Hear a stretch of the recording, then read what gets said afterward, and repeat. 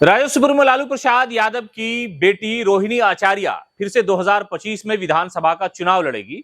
फिर से इसलिए कह रहा हूं क्योंकि वो अभी हाल ही में जब लोकसभा का चुनाव हुआ तो सारण से वो चुनावी मैदान में थी और बहुत कम वोट से वो चुनाव हार गई। राजीव प्रताप रूढ़ी ने वहां जीत का परचम लहराया, लेकिन रोहिणी आचार्य बिहार विधानसभा का चुनाव लड़ सकती है। अपने भाई को मुख्यमंत्री बनाने के लिए रोहिणी आचार्य बिहार विधानसभा के चुनाव में कदम रखेगी और पार्टी उन्हें उम्मीदवार बना सकती है। लेकिन सवाल यह है, चर्चाएं यह है कि आखिरकार होगा क्या, रोहिणी आचार्य कहां से चुनाव लड़ेंगी।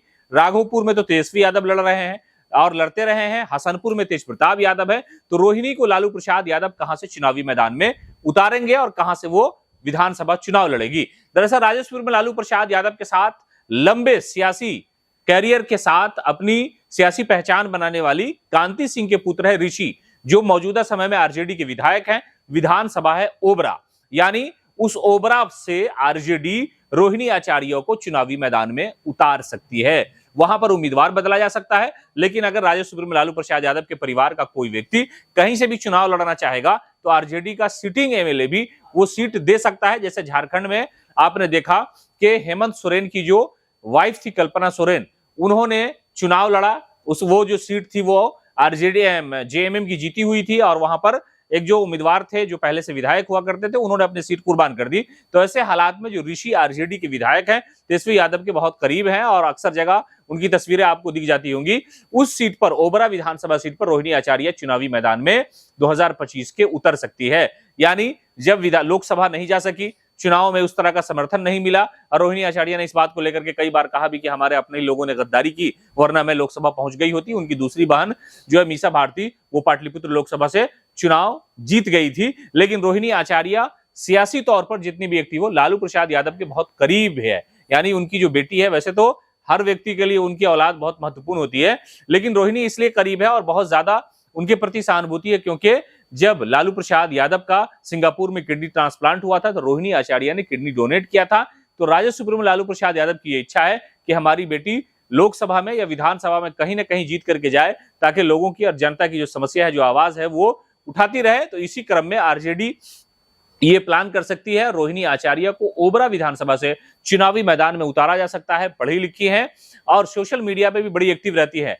आमतौर से एनडीए के नेताओं को, प्रधानमंत्री हो या मुख्यमंत्री नीतीश कुमार हो, बीजेपी के नेताओं को वो लगातार निशाना बनाती रही हैं और कई सारे मुद्दे, चाहे वो रोजगार का मुद्दा हो, शिक्षा का मुद्दा हो या विधि व्यवस्था का मुद्दा हो, इन सारे मामलों को लेकर के वो लगातार घेरती हुई नजर आई है सरकार को। तो रोहिणी आचार्य सियासी तौर पर भी बड़ी परिपक्व हो गई है और ये ऐसा लगता है कि उनका जो सियासी तजर्बा है उसका फायदा राष्ट्रीय जनता दल उठाने का प्रयास करेगा और उन्हें ओबरा विधानसभा से चुनावी मैदान में आरजेडी उतार सकती है। इससे पहले वो लोकसभा का चुनाव लड़ी, लेकिन इत्तेफाक से वो चुनाव हार गई और उसके बाद जब 2025 में विधानसभा का चुनाव होना है तो ऐसे हालात में रोहिणी आचार्य पर आरजेडी की निगाह है और आरजेडी इस कोशिश में लगी है कि ओबरा विधानसभा से रोहिणी को चुनावी मैदान में उतार दिया जाए।